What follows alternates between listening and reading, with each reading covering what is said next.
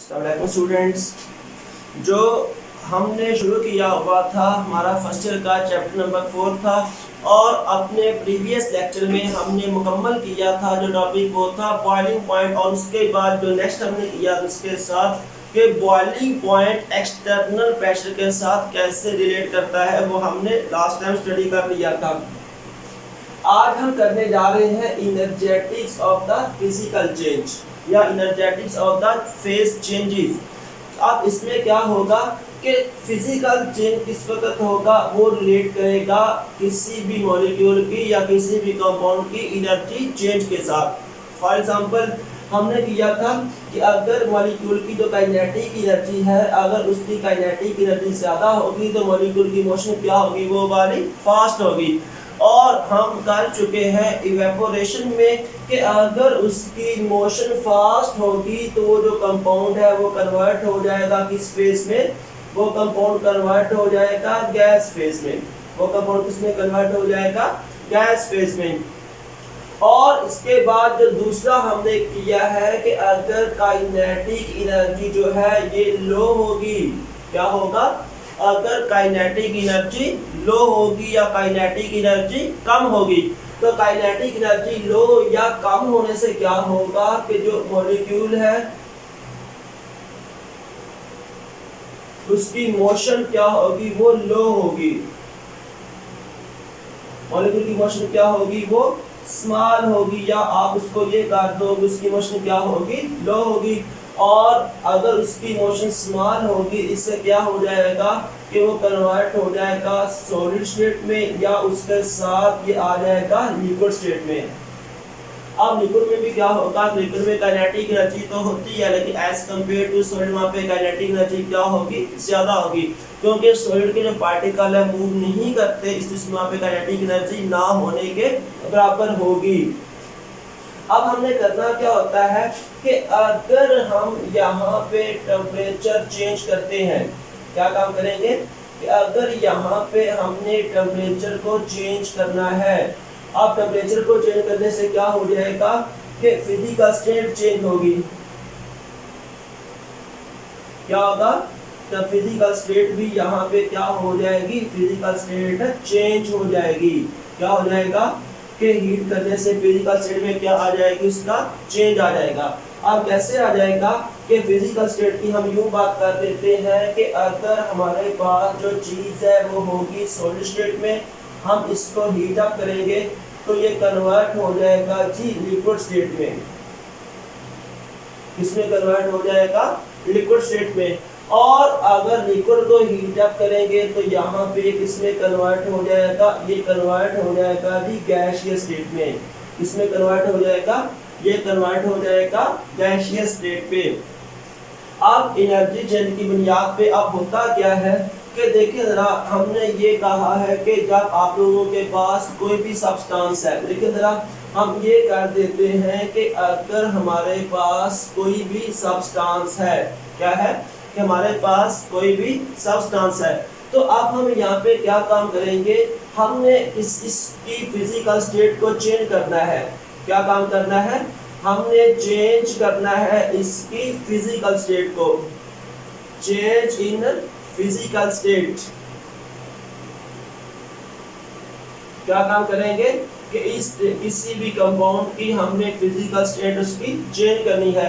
अब चेंज करने के लिए हमें क्या करना पड़ेगा, उसको हीट करना पड़ेगा। ये करने के लिए हमें कंपाउंड को क्या करना पड़ेगा जी, हमें उस कंपाउंड को हीट अप करना पड़ेगा। क्या होगा, हीट अप करना पड़ेगा। और जब उसको हीट अप करना पड़ेगा उसके बाद जो चेंज इन हीट आएगा, फॉर एग्जांपल आप लोगों के पास हमने किया है कि चीज हमारे पास है सॉलिड स्टेट में, किस चीज में है, सॉलिड स्टेट में। अब इसके ऊपर इसकी जो हीट है हम उसको H1 कह देते हैं और हम इसको कन्वर्ट करना चाहते हैं, हम इसको कन्वर्ट करना चाहते हैं लिक्विड स्टेट में, तो यहाँ पे इसकी हीट क्या कहलाएगी, इसकी हीट यहाँ पे क्या कहलाएगी, H2 कहलाएगी। एक्चुअल में हमने उसको हीट अप करने के बाद वहां पर उसकी फिजिकल स्टेट में चेंज करना है। तो यहाँ पे जो चेंज इन हीट आएगा, क्या आ जाएगा, चेंज इन हीट आएगा। अब चेंज इन हीट जो आ रहा है इसको हम शो कर देंगे डेल एच के साथ। और ये कहलाएगा इंथाल्पी। क्या कहलाएगा? एंथैल्पी। अब हम दोबारा फिर इसकी बात करते हैं। अगर हमारे पास कोई भी सब्सटेंस है, वहाँ पे हमने उसकी फिजिकल स्टेट को चेंज करने के लिए उसको हीट करना है, तो जब आप लोगों के पास 1 मोल सब्सटेंस होगा, आप उसका चेंज हीट करोगे फिजिकल स्टेट को चेंज करने के लिए, तो वो क्या कहलाएगा? वो कहलाएगा इंथैल्पी चेंज। क्या कहलाएगा? इंथैल्पी चेंज कहलाएगा। अब इंथैल्पी चेंज के ऊपर आप आते हैं। इंथैल्पी चेंज हमारे पास जो होती है वो 3 तरह की हो सकती है। पहले तो आप कह दोगे डेल एच एफ। क्या कहलाएगा? डेल एच एफ कहलाएगा। उसके बाद जो नंबर 2 पे हमारे पास आ जाएगा, ये कहलाएगा डेल एच एस। एस होता है सब्लिमेशन। क्या होगा? दूसरा हमारे पास आ जाएगा वो होगा डेल एच एस आ जाएगा। और इसके बाद जो तीसरा हमारे पास आ जाएगा, ये आ जाएगा डेल एच वी। क्या आ जाएगा? डेल एच वी आएगा। और अगर हम इसके नाम की बात करते हैं, तो जो डेल एच एफ है, ये stands for change in enthalpy होता है। किस चीज के लिए? फ्यूजन के लिए। इसका आ जाएगा इंथैल्पी ऑफ फ्यूजन आ जाएगा। और ये जो आएगा, ये कहलाएगा इंथैल्पी ऑफ सब्लिमेशन। क्या कहलाएगा? इंथैल्पी ऑफ सब्लिमेशन कहलाएगा।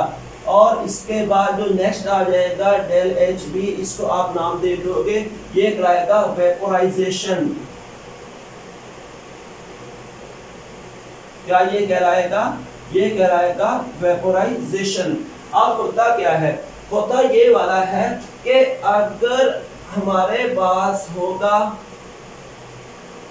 कोई भी सॉलिड है, क्या है? कोई भी सॉलिड है, तो सॉलिड को अगर हमारे पास सॉलिड कितना है? हमारे पास जो सॉलिड है वो 1 मोल है। कितना हमारे पास सॉलिड है? सॉलिड जहाँ पे उसकी अमाउंट कितनी है? वो 1 मोल है। अब 1 मोल सॉलिड को हमने मेल्ट करना है। क्या काम करना है? उसको हमने मेल्ट करना है। अब 1 मोल सॉलिड को जब मेल्ट करेंगे, उसके लिए जो हीट का चेंज आएगा, क्या आ जाएगा? जो हीट का यहाँ पे चेंज आएगा, हम उसको नाम दे देंगे इंथैल्पी ऑफ फ्यूजन। क्या आएगा? Del H F. ये आएगा इंथैल्पी ऑफ फ्यूजन। कि अगर हमारे पास जो 1 मोल अगर सॉलिड है, उसको हम हीट करेंगे, वो मेल्ट हो जाएगा, तो हम उसको क्या नाम दे देंगे? उसको हम नाम दे देंगे इंथैल्पी ऑफ फ्यूजन कहलाएगा। अब इसके बाद जो नेक्स्ट आ जाएगा इंथैल्पी ऑफ सब्लिमेशन। अब सब्लिमेशन क्या होता है कि अगर हमारे पास कोई सॉलिड है, हम इसको हीट अप करते हैं, तो ये कन्वर्ट हो जाएगा गैसियस स्टेट में। इसमें कन्वर्ट हो जाएगा गैसियस स्टेट में। और गैस स्टेट के अगर हम इसको हीट करेंगे, तो ये कन्वर्ट हो जाएगा गैस स्टेट में। किसमें कन्वर्ट हो जाएगा जी? ये कन्वर्ट हो जाएगा गैसियस स्टेट में। और इसके बाद अगर हम उसको कूल डाउन करते हैं, तो कन्वर्ट हो जाएगा सॉलिड स्टेट में। मतलब यहाँ पे लिक्विड स्टेट नहीं आएगा। क्या नहीं होगा? यहाँ पे लिक्विड स्टेट नहीं आएगा। तो आप इसको नाम दे दोगे इंथैल्पी ऑफ सब्लिमेशन। क्या कहलाएगा? कि अगर हमारे पास जो 1 मोल सॉलिड है, क्या चीज है?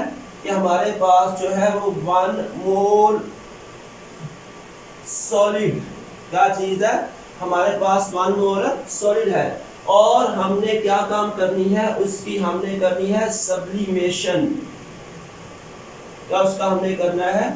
उसकी हमने करनी है सब्लिमेशन। इसके लिए जो हीट चाहिए है, उनको हीट का चेंज आ जाएगा, वो क्या कहेगा? Del H S. S stands for sublimation.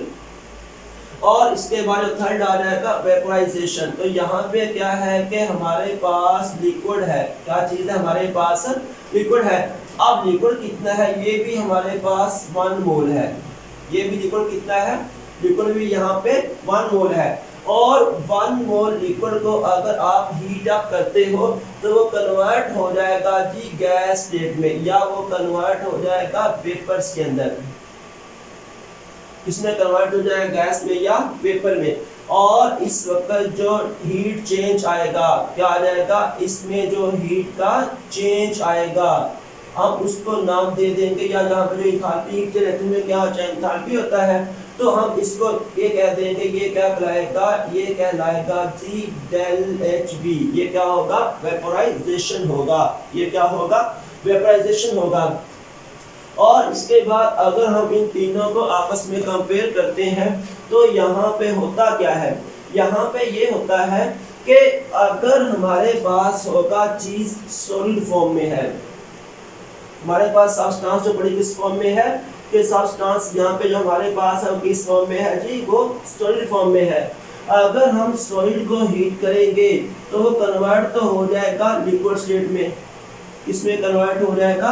अगर हम सॉलिड को हीट अप करेंगे तो वो जो है कन्वर्ट हो जाएगा लिक्विड स्टेट में, इसमें कन्वर्ट हो जाएगा लिक्विड स्टेट में, वो कन्वर्ट तो हो जाएगा। लेकिन यहाँ पे आप देखेंगे सॉलिड की, आप देखेंगे कि सॉलिड के अंदर जितने भी एटम्स होते हैं वो क्लोजली पैक होते हैं। वो क्या होते हैं, क्लोजली वो पैक होते हैं। और उसके बाद यहाँ पे क्या होता है, समवट लूज। यहाँ पे क्या होता है, समवट लूज होते हैं या समवट लूज होते हैं। उसके वो क्या होता है, कुछ आपस में उसकी इतनी ज्यादा स्ट्रॉन्ग बॉन्डिंग नहीं होती।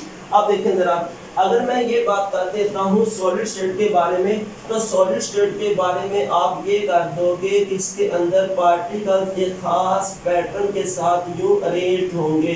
क्या होगा, पार्टिकल्स एक खास पैटर्न के साथ क्लोजली पैक होगी। बात समझ आ गई ना। अब जब आप लिक्विड स्टेट को लेके आते हो तो लिक्विड स्टेट में क्या होगा, लिक्विड स्टेट में जो पार्टिकल्स है उसके दरमियान इतनी क्लोज पैकिंग नहीं होगी। उसके पार्टिकल्स यूं हो सकते हैं, उनके दरमियान वो एक दूसरे के पास तो होंगे लेकिन उनके दरमियान स्पेस क्या होगी, थोड़ी सी ज्यादा होगी। तो यहाँ पे क्या होगा कि जो डेल एच एस होगा उसके बाद ये क्या होगा, ये हमारे पास आ जाएगा। हमने क्या काम करना है कि अगर हम इसको हीट अप करेंगे, क्या काम करेंगे, अगर इसको हीट अप करेंगे, इसकी फिजन करनी है तो ये कन्वर्ट हो जाएगा इस स्टेट में। और इसके बाद अगर हम जो शुरू करते हैं डेल एच बी शुरू करते हैं तो वेपराइजेशन में क्या होगा, मॉलिक्यूल एक दूसरे से काफी दूर दूर चले जाएंगे। क्या होगा, यहाँ पे जो मॉलिक्यूल से काफी दूर दूर चले जाएंगे। तो यहाँ पे क्या होगा कि चूंकि फ्यूजन में वहाँ पे स्मॉल चेंज आया है, यहाँ पे क्या आया है, स्मॉल चेंज आया है। और यहाँ पे क्या आ गया, गैस में कन्वर्ट हुआ। यहाँ पे इंटरमॉलिक्यूलर फोर्स ब्रेक की है, उसके बाद गैस में कन्वर्ट हुआ है। तो चूंकि यहाँ पे स्मॉल चेंज आया तो यहाँ पे हीट भी क्या होगा, कम रिक्वायर्ड होगी। अब हीट के कम रिक्वायर्ड होने की वजह से हम ये कर देंगे कि जो डेल एच होगा फ्यूजन, क्या होगा, फ्यूजन, ये क्या होगा, ये स्मॉलर होगा डेल एच वेपोराइजेशन। क्या होगा, ये स्मॉलर होगा डेल एच ऑफ वेपोराइजेशन। तो ये एक इंपॉर्टेंट शॉर्ट क्वेश्चन भी है कि डेल एच एफ क्यों स्मॉलर होता है, डेल एच ऑफ वेपोराइजेशन। तो आप बता दोगे कि यहाँ पे चेंज ज्यादा आ रहा है तो यहाँ पे हीट भी हमें ज्यादा रिक्वायर्ड होगी। अब उसके बाद हम आते हैं, अगर हम आते हैं कि हम इसको कंपेयर कर लेते हैं कि आर्किमिडीज ने यहाँ पे टेबल ड्रा किया हुआ है। उस टेबल में उन्होंने आपकी बुक के ऊपर दिया हुआ है कि आपके पास कंपाउंड कौन सा होगा, उसकी हीट ऑफ वेपोराइजेशन क्या होगी और उसके बाद उसकी हीट ऑफ सब्लिमेशन क्या होगी। तो ये आप लोगों को खुद याद करना पड़ेगा। अब हम इसके बारे में बात करते हैं कि अगर हमारे पास जो होते हैं कंपाउंड्स से हम ये कर देते हैं कि अगर हमारे पास होगा, ये होगा जी वाटर, क्या होगा, वाटर होगा। अगर वाटर को हम कूल डाउन करेंगे तो ये कन्वर्ट हो जाएगा आइस में, इसमें कन्वर्ट हो जाएगा आइस में। अगर हमने वाटर को कूल डाउन करना है कन्वर्ट हो जाएगा आइस में। और उसके बाद अगर हम इसको हीट अप करेंगे तो ये क्या होगा, ये कन्वर्ट हो जाएगा वाटर, लिक्विड वाटर में कन्वर्ट हो जाएगा। इट मींस कि ये जो हम चेंजेस की बात कर रहे हैं ये एग्जिस्ट करती हैं एट डायनेमिक इक्विलिब्रियम। ये किस पे एग्जिस्ट करेंगी, एट डायनेमिक इक्विलिब्रियम। क्या होगा, मैंने एग्जांपल दी है कि आपके लिए क्या काम करना है कि अगर हमारे पास वाटर से कूल डाउन करेंगे कन्वर्ट हो जाएगा आइस में, और आइस को अगर हीट अप करेंगे तो कन्वर्ट हो जाएगा किस चीज़ में, सॉलिड स्टेट में। तो ये किस वक्त होगा, जब टेम्परेचर यहाँ पे होगा जी 0 डिग्री सेल्सियस। कितना टेम्परेचर होगा, 0 डिग्री सेल्सियस जब यहाँ पे टेम्परेचर होगा। इट मीन्स के केमिस्ट्री में जब हम आते हैं तो बीइंग केमिस्ट हम इन चेंजेस को कंसिडर कर सकते हैं डायनामिक इक्विलिब्रियम के साथ। और डायनामिक इक्विलिब्रियम उन रिएक्शन का फिनोमिना होता है जो कि क्या होते हैं, नॉट गो अंडर कंप्लीशन। क्या होता है, ये इनका फिनोमिना होता है, अंडर कंप्लीशन नहीं जाते। तो इस तरह से इस तरह का हम इसको कूल डाउन करेंगे आइस में, आइस कूल करेंगे कन्वर्ट हो जाएगा सॉलिड में। किस वक्त होगा, जब हमारे पास होगा ये टेम्परेचर 0 डिग्री सेल्सियस। तो ये हमारे पास क्या हो जाएगा, फिक्स करेगा एट डायनामिक इक्विलिब्रियम। अब उसके बाद मैंने ना यहाँ पे एग्जांपल डिस्कस नहीं की हुई, जो आप बुक ने टेबल में ड्रा किया हुआ है। तो उस कंपाउंड का बॉइलिंग पॉइंट ये हो सकता है, और सॉरी हीट ऑफ फ्यूजन ये हो सकती है, हीट ऑफ वेपराइजेशन ये हो सकती है। तो ये आपको खुद एक दफ़ा अपनी बुक से देखना होगा। इसके बाद हम आ जाते हैं कि आगे हम कर लेंगे कि किसकी हीट ऑफ वेपराइजेशन ज़्यादा होगा, किसकी कम होगी, किसका वो ज़्यादा होगा, तो इसकी सब्लिमेशन कम होगी। तो यहाँ पे ना ये जो सारे का सारा आपने फिनोमिना डिस्कस किया है, ये रिलेट करता है इंटरमोलिक्यूलर फोर्सेस के साथ। किसके साथ ये रिलेट करेगा, ये रिलेट करेगा इंटरमोलिक्यूलर फोर्सेस के साथ। अगर इंटरमोलिक्यूलर फोर्स स्ट्रॉन्ग है, इंटरमोलिक्यूलर फोर्स क्या है, ये वाली स्ट्रॉन्ग है, और दूसरा इसके बाद इंटरमोलिक्यूलर फोर्स क्या हो सकती है, वीक हो सकती है।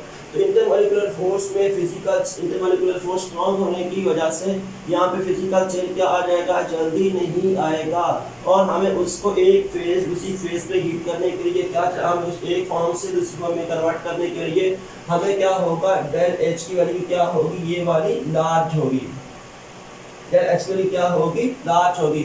और जहाँ पे वीक इंटरमोलिक्यूलर फोर्स आ जाएंगी, यहाँ पे डेल एच की वैल्यू क्या होगी, ये वाली स्मॉल होगी।